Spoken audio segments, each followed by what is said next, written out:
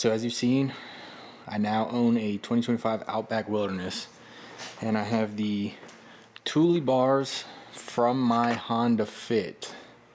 Will they work? So I mentioned that they may be a few inches narrower than I think the ones you're supposed to buy. So I'm kind of going to see if it works. I got the feet from REI. You know, they had a sale. And the feet that I bought had the locks in them. I got these off Marketplace for the Fit. These are the new feet. And the new feet have these little covers that don't come with locks. It comes like this. So I'm transferring these locks over right now. Let me try and show you what I'm doing. Alright, so basically this is the old one. You have this lock here. You can put your key in. And if you push this little tab right there, you can push out the cylinder right here for the lock, and you can throw it in here. You gotta finagle it a little bit. Alright, give it a break. There it goes. Then you can just lock it, and now they're in there. So now these will have locks. Thankfully, the ones I bought from Facebook for the Honda Fit, you know, they clamped on the door and all that. Luckily, this guy bought locks for all of them, because for some reason Thule sells the locks separately. So I'm not 100% sure what's up with that, why they do that. And then here's our bar. So if I remember right, it goes in here somehow. You pop, I remember you pop like this end off. Yeah. And then you can slide on the new feet. I got the instructions up. You know, I glanced at them for the locks. It looks like the feet just go on like you would expect them to go on. Let's see, so this is this. Let's see if we can't do this on the first try, huh? Okay, fair enough. Then the feet are on. Put this little cap on. And I'm guessing these get tightened somehow. Right, I mean, do I know exactly how they get tightened? No, let me try and figure it out. Alright, so I have both feet on this bar, and now I need to try and see if that's going to fit on the roof width-wise. So let me go and try and finagle it, make sure these bars are not too narrow. I have them test fitted right now. You can see that they do fit. They are slightly narrow, but I think everything is gonna work out. They're not like too narrow to use or anything. Obviously the other ones stick out a little further right here, like off the car, but I think this will work just fine. I'm hoping to get my hands on like a Thule cap rock to put on these feet eventually. They use the same feet, and then that'll give us a lot more options as far as like mounting stuff up there and everything like that. But for now, it's just dry fit. I'm trying to figure out the best spot on the car as far as like distance from the back and front to put these. So I'm gonna do a little bit of like maneuvering around, and then it should be good to go, I think. A little update, I have them positioned, they're about equal on both sides and equal like back and forth and all that.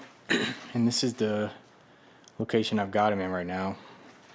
I've got them kind of loosely screwed down. Fitment seems good. I haven't used these kind of feet before, but that's what we're looking like.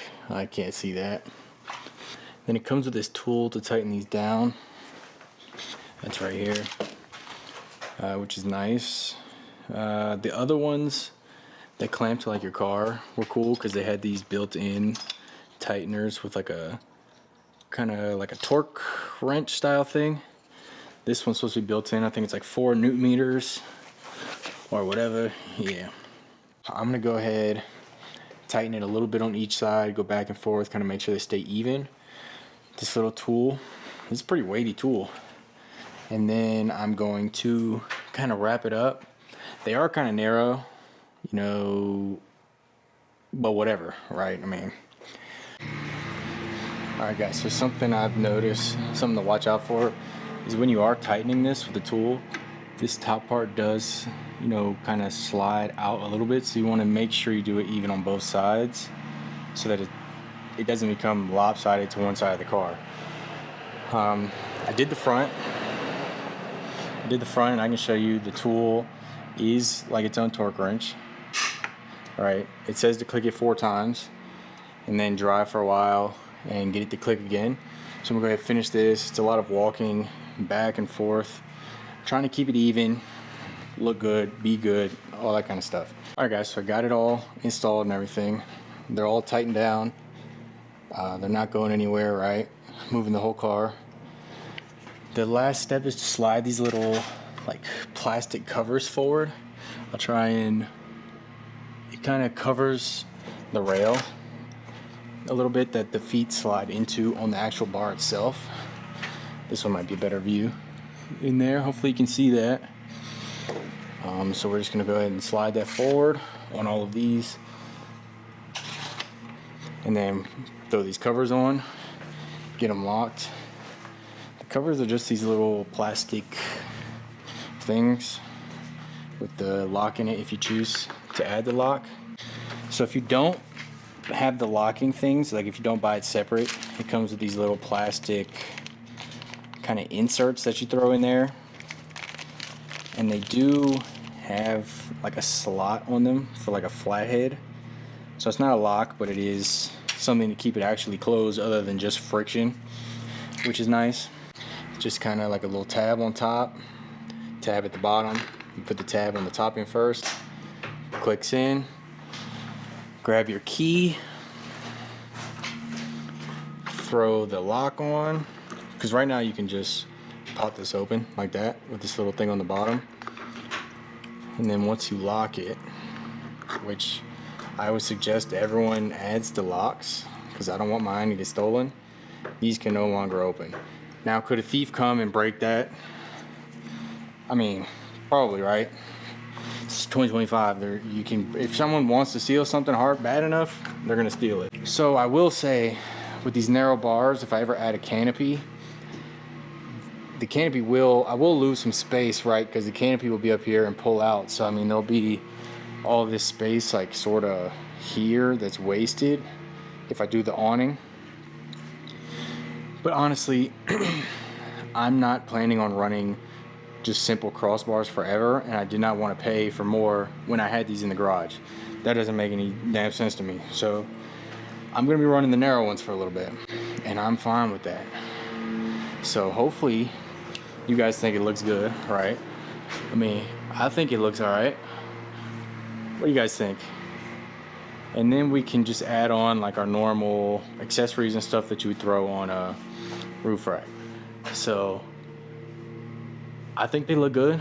Yeah, they're narrow, but it can be done. You can use Thule 47-inch bars on an Outback. You love to see it. We'll see if the overhang gets to me.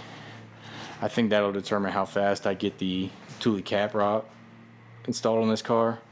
Hopefully you guys like this video. I know this isn't that huge of a mod, but this does add a bunch of capability for the roof. So it's good. Glad I already had these, and it's good to get them installed. Next, I'm going to be wrapping the center console panel, the one that is this like piano black, because the sun shines off that and I hate it and it's already getting scratched. I'll probably do that today as well. So thanks for checking out this vid. Let me know what you guys want to see next. Done to the Outback. I'm loving this car. Can't wait to take it out again. So thanks for checking out the vid, and we will see you in the next one.